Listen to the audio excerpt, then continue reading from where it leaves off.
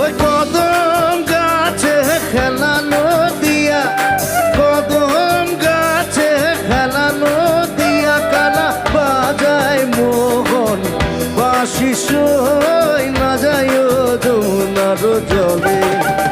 কালা বাজায় মোহন বাঁশি সই না যায় যমুনার জলে। তোমরা না যাইও না যাইও না যাইও শহীদে না যাইও যমুনার জলে।